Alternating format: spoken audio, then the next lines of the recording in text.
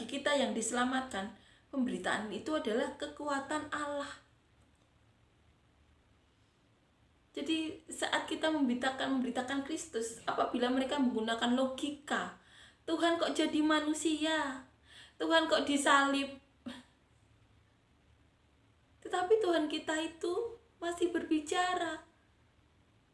Tuhan kita itu benar-benar menemui orang-orang. Yang kita tahu, yang sering kesaksian adalah yang sering kita dengar. Salah satunya pendeta almarhum Yesaya Pariaji. Beliau ditemui langsung. Beliau saat bersaksi melihat langit penuh dengan malaikat.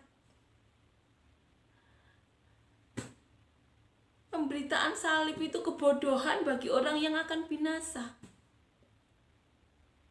Tetapi bagi kita yang diselamatkan adalah kekuatan Allah. Salib itu adalah kekuatan dari Allah. Makanya kita beritakan. Orang-orang yang menganggap kebodohan itu kita beritahu agar apa? Mereka juga selamat.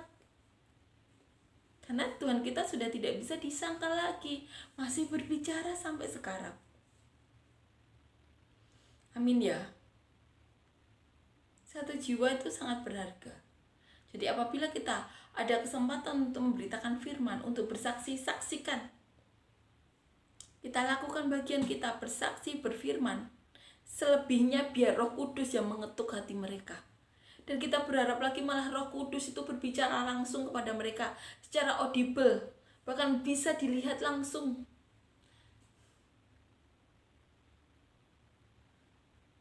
Amin ya. Biarkan mereka bersaksi seperti almarhum pendeta Yesaya Pariaji. Beliau bersaksi di antara keluarga beliau, orang-orang yang beliau kenal, bahkan sampai membuat gereja yang besar untuk orang-orang tahu bahwa Tuhan itu senyata itu, masih berbicara. Amin ya. Seperti Saulus yang kemudian berganti nama menjadi Paulus, dulu menganggap salib adalah kebodohan. Bukan menganggap saja, bahkan sampai menyiksa, membunuh, mengizinkan Stefanus dibunuh, mengejar orang-orang Kristen, disiksa agar apa? Orang-orang Kristen saat itu biar menyangkal iman mereka kepada Yesus Kristus dari Nazaret. Tetapi saat Tuhan turun tangan, orang yang menganggap bodoh salib tersebut kemudian dipakai Tuhan luar biasa, menjangkau sampai banyak bangsa. Amin ya. Amin. Pemberitaan tentang salib adalah kekuatan Allah bagi kita. Amin. Karena ada tertulis, aku akan membinasakan hikmat orang-orang berhikmat, dan kearifan orang-orang bijak akan kulenyapkan. Dikatakan di sini, aku akan membinasakan hikmat orang-orang berhikmat, dan kearifan orang-orang bijak akan kulenyapkan. Tuhan tidak suka orang-orang sombong. Sampai ini dikatakan mau melenyapkan hikmat-hikmat.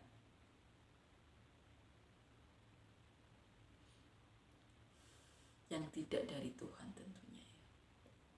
Dikatakan di ayat 20, di manakah orang yang berhikmat? Di manakah ahli Taurat? Di manakah pembantah dari dunia ini? Bukankah Allah telah membuat hikmat dunia ini menjadi kebodohan? Oleh karena dunia dalam hikmat Allah tidak mengenal Allah oleh hikmatnya, maka Allah berkenan menyelamatkan mereka yang percaya oleh kebodohan pemberitaan Injil. Orang-orang Yahudi menghendaki tanda, dan orang Yunani mencari hikmat. Tetapi kami memberitakan Kristus yang disalibkan. Jadi dikatakan di sini orang Yahudi mencari tanda, orang Yunani mencari hikmat. Tetapi di sini katakan kami memberitakan Kristus yang disalibkan. Untuk orang-orang Yahudi dikatakan suatu batu sandungan, karena saat itu mereka tidak percaya bahwa Tuhan Yesus adalah Mesias. Mereka mencari-cari kesalahan Tuhan Yesus. Di sini katakan saat itu Tuhan Yesus batu sandungan bagi mereka. Karena banyak hal yang saat itu mereka percaya saat Tuhan Yesus datang, di mana Tuhan adalah penggenapan dari hukum Taurat. Mereka tidak mau percaya kepada Tuhan. Kemudian dikatakan lagi, tetapi untuk mereka yang dipanggil,